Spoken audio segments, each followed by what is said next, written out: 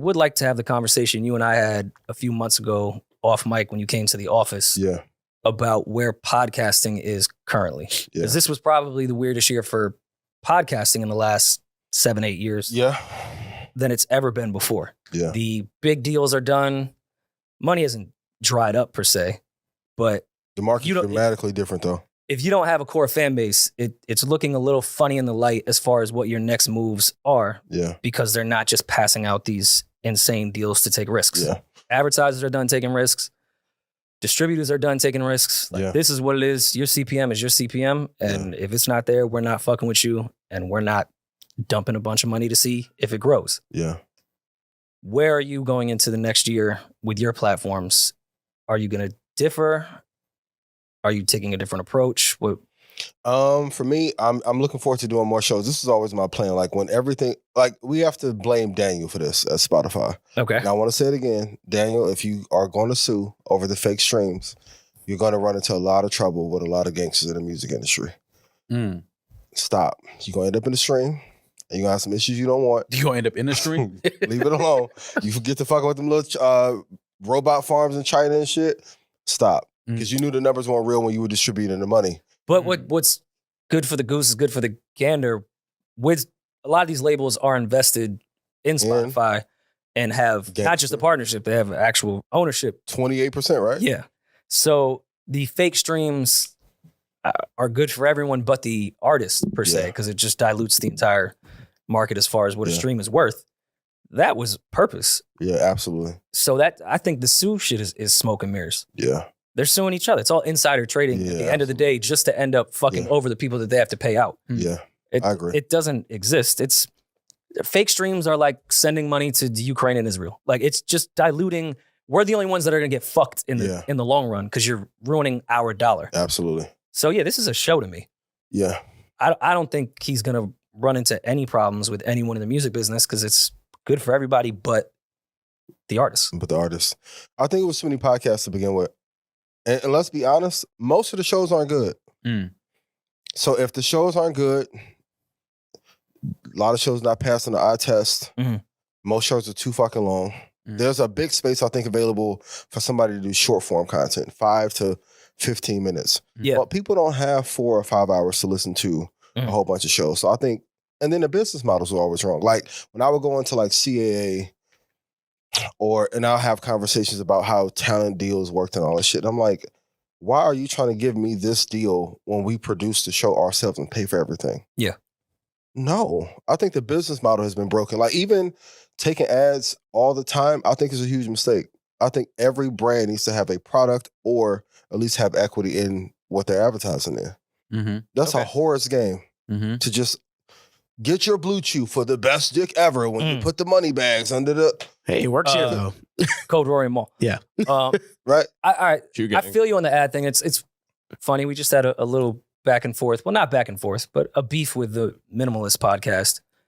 It's funny. And yeah, we excessive beefing is a sign of the money drawing up, too.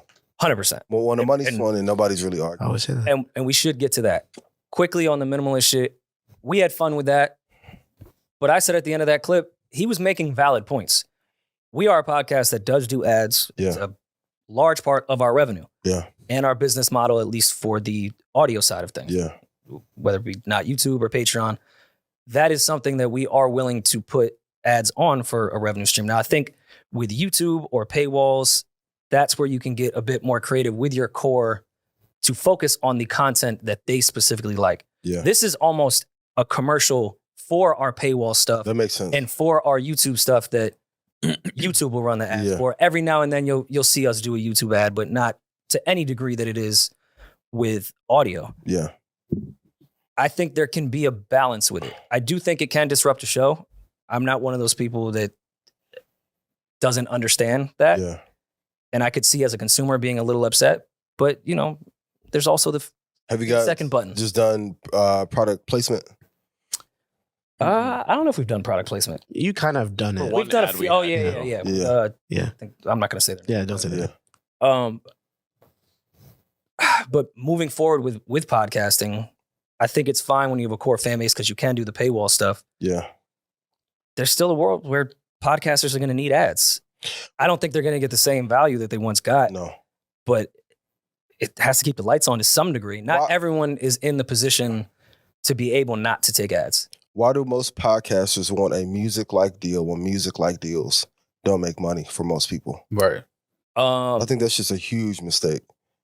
I think specifically with our genre of podcasting, a lot of people did come from the music business first. Gotcha. So that's the standard practice, but I'm with you. Yeah. We saw how fucked up those deals were in the music business. Yes. And this is a completely different thing to begin with. Yeah. And I mean, when we did with the last pod with Spotify, and even to some degree with our Sirius deal, they are structured a bit like music business deals. There's advances, there's recouping. It is a similar process, but where Spotify, I think, screwed up was they didn't value the podcast of keeping someone on that app longer than a Drake album could. Yes. Mm-hmm. We're nowhere near anything that for the dogs is streaming. But Maul and I can keep someone on a Spotify app for longer. 70 minutes straight. Yeah. Whereas the biggest artists in the world can't do that. Yeah. And they were trying to value us at the exact same point. But then things shifted even more once we thought we were going to be valued, and Spotify put all their money into podcasting, and you saw that go across the board. Yeah. TikTok was introduced. Yeah. And short form content became king. Yeah. And we're not that. So our value of being able to keep people somewhere for a long time got devalued because the consumer is not into long form content anymore. That's where you see us chopping up a bunch of clips. Yeah. That's where socials come in. That's where it matters. So I'm in a place of understanding, but I don't really know where things are going to shift. It's kind of like, not let's play it out, but just be aware of your content, your audience, and what you want to do, and navigate with what's coming. I think the media landscape is always the same. Media was created, like soap operas were created so that Procter & Gamble could sell soap against the product. Mm-hmm.